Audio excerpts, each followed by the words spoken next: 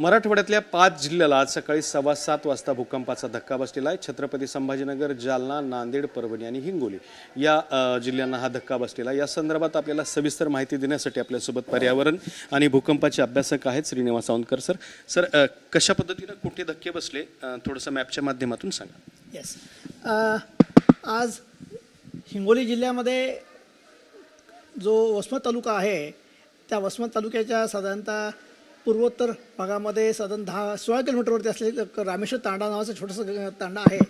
त्या परिसरामध्ये हे भूकंपाची तीव्रता किंवा केंद्र जे आहे हे त्या ठिकाणी बघितलं गेलेलं आहे आणि या वेळेस त्याची खोली जी बघितली गेलेली आहे हे साधारणतः 10 किलोमीटर खोलीपासून त्याची निर्मिती झालेली बघितली गेलेली आहे।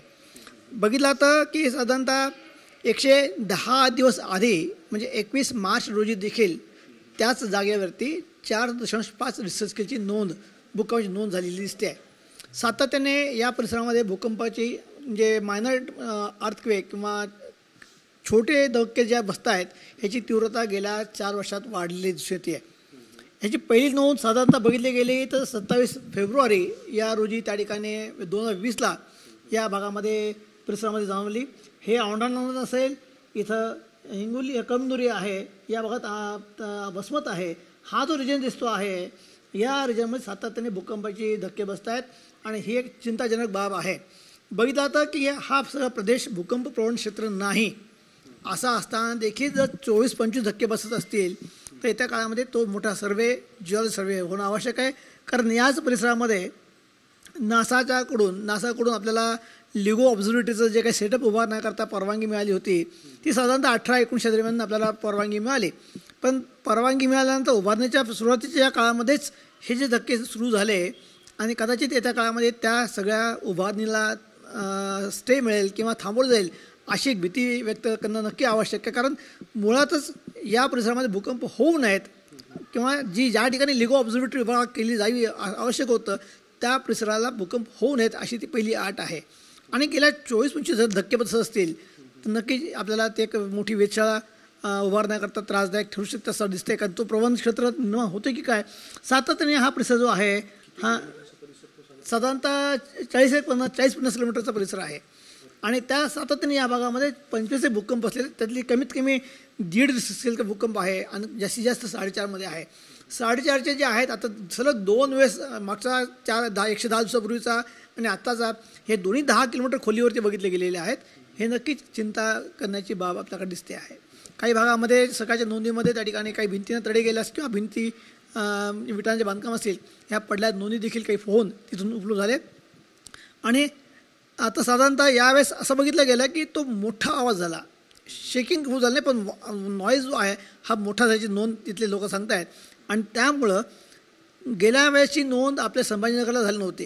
म्हणजे अनेक लोकांना म्हणजे जाणवलं का तर गेल्या वेळेस जाणवलं नव्हतं, पण यावेळेस अनेक लोकांनी फोन लावून सांगितलं की हा जो काही भूकंप तिथं झालेला आहे ते आम्ही इथं फेल्ड केलं की आम्ही जाणवलं की त्या लोकांना देखील स्थानिक नागरिकांना देखील संभाजीनगरपर्यंत म्हणजे तीव्रता लक्ष घ्या 250 किलोमीटर आपल्याला पूर्वेकडे आहे आणि त्याचे तरंगलहरी आपल्या शहरापर्यंत देखील पोहोचल्याची जाणवतात।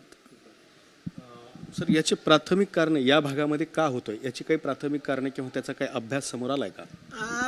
आपल्याकडे जी नोंद मिळते साधारणतः मोठ्या भूकंपाची तर किल्लारीचा आणि त्यानंतर अतिशय मायनर भूकंप म्हणजे आम्ही नांदेडला देखील शहरावरती 2007-08च्या दरम्यान 750 शहरावरती भूकंप जे हायड्रो फॅक्टरी झाला म्हणा कशामुळे झाला म्हणा पण ती नोंद तिथे मिळते, पण सलग 1.5च्या वरती आणि 2.5, 3, 3.5, 4च्या दरम्यान भेटत असेल ते हा रिजन जो आहे आता दाखवलेला हा चिंताजनकच आहे।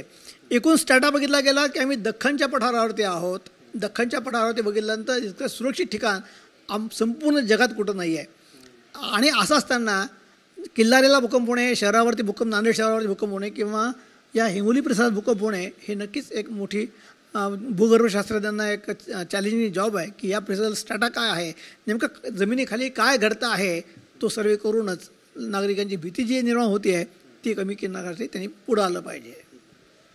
येणाऱ्या या काही दिवसांमध्ये म्हणजे पुढचा हा सर्वे होईपर्यंत नागरिकांनी काय काळजी घेतली पाहिजे?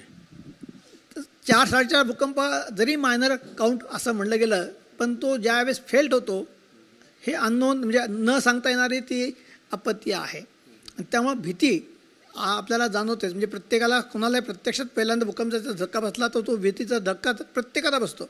त्यामुळं ज्या ठिकाणी सुरक्षित असेल जागा त्या ठिकाणी सुरक्षित ठिकाणी पोहोचणं आवश्यक आहे. ज्या ठिकाणी म्हणजे अस्थिर असं बांधकाम कुठं असेल तर त्याच्यापासून दूर असलं पाहिजे आणि मोकळ्या जागेत द्यावं असं अपील केलं जातं. पाणी किंवा जे साठवले जागा जे काही घरात साठवले असतील त्यापासून दूर असावं हे देखील बघितलं जातं. आणि स्वतः आधी सुरक्षित ठिकाणी पोहोचणं, मी कोणाला घेऊन जातो असं म्हणण्यापेक्षा आधी स्वतः त्या ठिकाणी सुरक्षित ठिकाणी पोहोचणं या ठिकाणी बघितलं जातं की ती प्रायोरिटी दिली गेली पाहिजे असं म्हटलं गेलेलं आहे. होते ज्येष्ठ अभ्यासक श्रीनिवास सावंतकर यांनी या भूकंपाबद्दल सविस्तर माहिती दिलेली आहे. कॅमेरामन हर्षल सोबत दत्ता कानवटे, TV9 मराठी, छत्रपती संभाजीनगर.